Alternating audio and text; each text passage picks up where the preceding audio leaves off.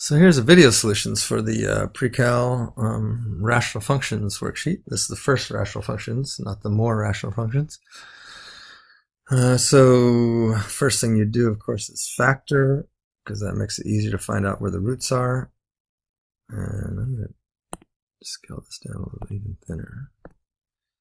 Okay, so the bottom is going to factor into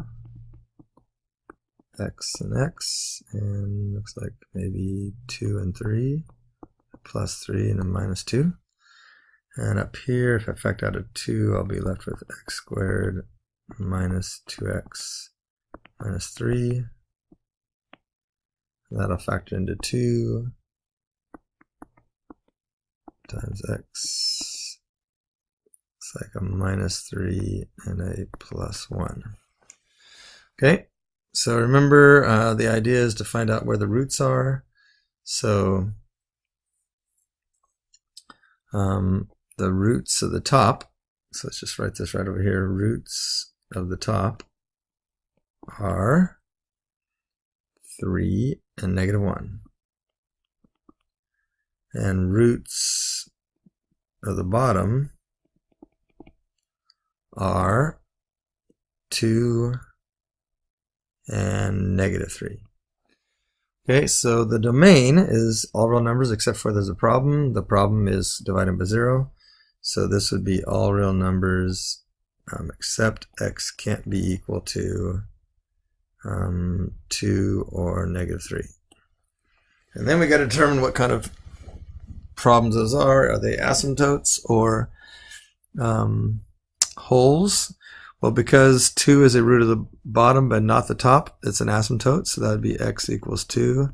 And negative 3 is a root of the bottom but not of the top, so there would also be an asymptote at x equals negative 3. And therefore there are no wholes, none. Because a hole occurs when you have a root of both the top and the bottom. So if I go over here and try to graph that, so I'm going to have an asymptote at negative 3 and at 2.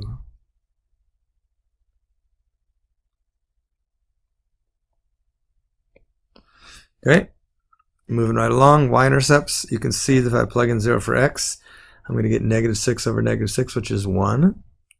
So the point 0, 1 is the y-intercept, so we can go to 0, 1 and put a little dot there. X-intercepts, that would be the roots of the top and not the bottom, which would be 3, 0 and negative 1, 0. So I'll go out here to 3 and put a dot, and negative 1 and put a dot. Nice. Okay, now intervals above, we're going to figure this out. Well, first of all, we have a spot right here that we know is above, and we know from here it would have to take off to space because it doesn't cross the x-axis anywhere over here, otherwise we'd see it, which means it's got to head to infinity, because when you get close to a vertical asymptote, it has to either head towards infinity or head towards negative infinity. Okay? So that's, and then from there it's got to hit right there. And since the negative 1 has a multiplicity of 1, it'll actually come right across. And therefore, and it won't come back up, so therefore it's got to go down like that. Okay? Because again, it's either got to go down towards negative infinity or up towards positive infinity when it gets close to vertical asymptote, and it won't go back up because there's no crossing there, so it's got to come down. So we got that taken care of. We also know there's a crossing right here. So if we look at negative or positive 2, this right here is the factor that produced that 2. It has a multiplicity of 1, so that means on this asymptote they're going to have the two sides will have opposite behavior. So this here is, since it's going up on this side, it'd have to be going down on this side. So you're going to see something like, whoops, hey, come on. Something like, whoops, come on. Something like this. Okay, head towards negative infinity down there. Likewise, there's only one, the root or the factor that produced this has a multiplicity of 1. So this must be coming up like this. So if I talk about intervals above and below, it looks like from above, from negative infinity to, what is that, negative 3. And from negative 1 to 2.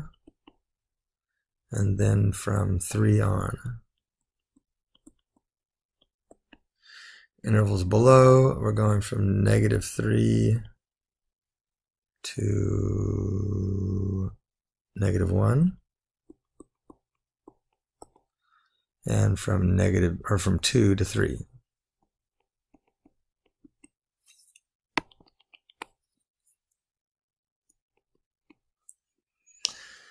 And finally, in behavior, we want to look at the cases. So we go back up to the original function. Looks like the degree on top and bottom are the same. So I'm looking at the ratio of the leading coefficients. So this guy is going to have a horizontal asymptote at y equals 2. Because the ratio of the two leading coefficients it's a 2 to 1, so it'd be a 2. So you can kind of see that happening here. This is coming up towards 2 and it's going to flatten out. This is coming down towards 2 and it's going to flatten out. And there's our graph. Nice. Okay, moving right along, we're going to factor this baby. So it looks like if we take out a 3, we're left with x squared plus 7x plus 10. So when I factor that, I'm going to have a 3 on top. I have an x plus 2. X plus 5, and the bottom I'll have a looks like an x plus 5 and an x minus 2. Oh, interesting. So the domain is all real numbers except for there's a problem, and we have a problem here divided by 0. Oh, whoops, let's do the roots. The roots on top are negative 2 and negative 5. The roots on the bottom are negative 5 and 2. So you notice we got some matching roots here. Ah, shoot.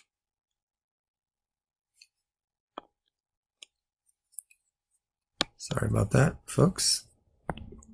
Let's go back to the dark, and we'd say there's a negative 5 there. What I meant to do was to highlight it. So notice the 5 and the negative 5 and the negative 5 are the same. So we have matching roots on top and bottom. That produces a whole, if you remember right. Okay. So, but anyway, first of all, the domain is all real numbers, except for there's a problem. The problems are at x can't be equal to negative 5 or 2. So let's talk specifically about those two problems. So negative 5, because it has a matching root in the top, is going to produce a whole. So we'll put a negative 5 comma something. And 2, because it doesn't have a matching root in the top, is going to have a vertical asymptote. So that'd be x equals 2 is the vertical asymptote. And so I'm going to plug out and find out the y coordinate of the whole. Remember, I just cross these out, kind of. And I plug negative 5 in. So if I plug negative 5 in there, that'd be negative 5 plus 2 is negative 3. So that'd be negative 9. And put a negative 5 in there, that would be negative 5 minus 2, which would be negative 7. So that gives me 9/7, which is a little bit bigger than 1. So I have a vertical asymptote at x equals 2.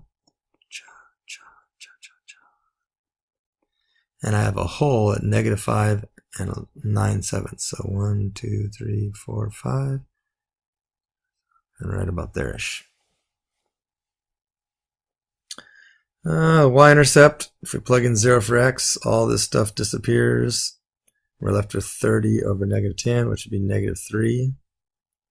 That's 0 and negative 3. And we can graph that. 0, negative 3 right there. Okay. And x-intercepts are roots at the top, but not the bottom. And that would only be 2. So we have x-intercept at negative 2, 0. And we can plot that. Negative 2 is right there. So you can see the crossing there. Can't you see it happening? Look at this thing. It's coming, so it must be going down towards infinity, coming up, crossing there, and hitting there, and maybe flattening out. I don't know. Since 2 this root has a multiplicity of 1, it must be coming headed towards positive infinity up this way. And so we can tell right away that there's intervals above. Looks like it's above from negative infinity to negative 2, and from 2 to infinity. Actually, I guess we got to take into consideration that whole. It's really from negative infinity to negative 5, and then from negative 5 to negative 2. Okay, and then intervals intervals below, that would be from negative 2 to 2. And that's it. That's the only places below. Finally, in behavior. Go back up. Which case we have? Squared on top, squared on the bottom. That's the second case. So the horizontal asymptote at the leading ratio of the leading coefficients. So this thing has a horizontal asymptote at y equals 3. And you can kind of see that, can't you? So this thing's headed up towards 3. This thing's coming down towards 3.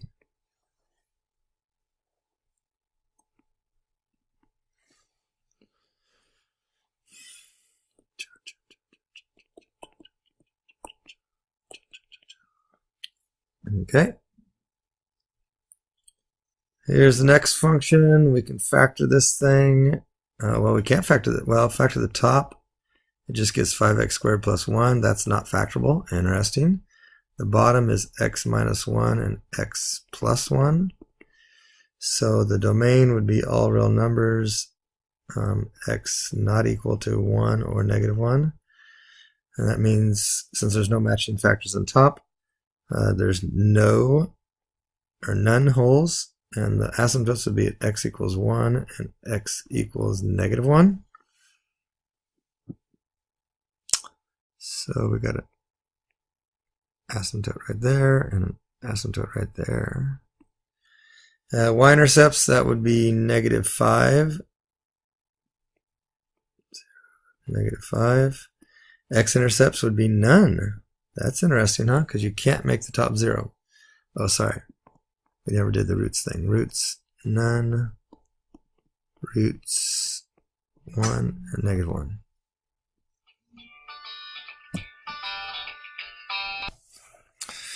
Okay, now this one's a little bit more challenging. Oh, wait, y-intercept. We need to plug that in. So that'd be 1, 2, 3, 4, 5. So it is right there. Because we don't really know what's happening, because we don't have enough points. So we know it's below here and it never crosses. So we do know, okay, so we do know that this can't come back up and go up there, or come back and go up there, because it doesn't cross the x-axis anywhere. So this thing has to be going down like that and down like that by process of elimination. Because again, when you get close to vertical asymptote, you have to either head towards infinity or negative infinity.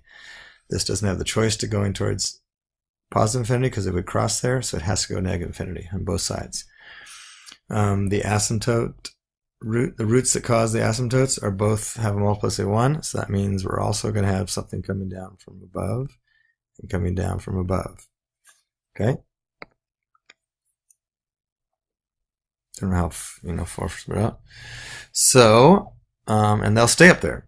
So the intervals above would be from negative infinity to negative 1, and from 1 to positive infinity. Intervals below would be from negative 1 to 1. And then finally in behavior, we got squared on top, squared on bottom. So far they're all been same. I didn't plan that very well. Oh, there's one that's not. Okay. So they're so look for the ratio of leading coefficients. So that'd be y equals 5 as the horizontal asymptote.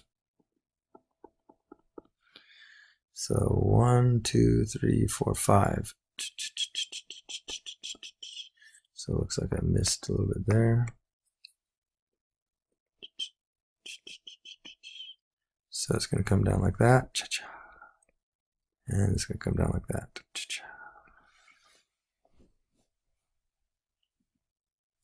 Okay, rolling merrily along. This last one here, take the factors, x and x, and that would be -4 and +3. And on the bottom we have x minus 4. So the roots of the top would be 4 and -3. The roots of the bottom would just be 4. So the domain would be all real numbers except x cannot be equal to 4. Vertical asymptotes looks like none because we have matching roots there, so that would be none. Whole occurs at 4. And, oh, interesting, no vertical asymptotes. So the whole is at 4. So if we plug a 4 in there, we get 7. So the whole occurs at 4. 1, 2, 3, 4. Up 1, 2, 3, 4, 5, 6, 7. Whoops, that's supposed to be a whole. Whole. Okay, how about a y-intercept? Looks like a y-intercept would be 3. X-intercepts, do we have any? Well, the one this has a matching root, the 4 has a matching root, so that's not, but -3 would be. So that would be -3, 0. 1, 2, 3, boom. So, wow, this is tricky. So there's no vertical asymptote, so this thing must head up towards that, and it must come down here. Down here. So it looks like its intervals above are from -3 to 4, and then from 4 to infinity. We don't count 4 because there's a hole there. And the intervals below would be from -infinity to -3. Now, in behavior. So here's one where the degree on top is greater, so and the difference in the degrees is 1. So this thing should behave like a line. And notice it really looks like a line, doesn't it? And the fact of the matter is this thing is a line. It behaves so much like it is a line, except for that one hole there. So remember we talked about in class that essentially this behaves just like this, except for at x equals 4. And we all know that is a line. You can see it's a line right there. So rather than having an oblique asymptote, this actually is a line with a hole at 4, 7. So horizontal asymptotes, nope. And this actually, so the in behavior would be positive infinity on the right and negative infinity on the left. Pretty sweet, huh?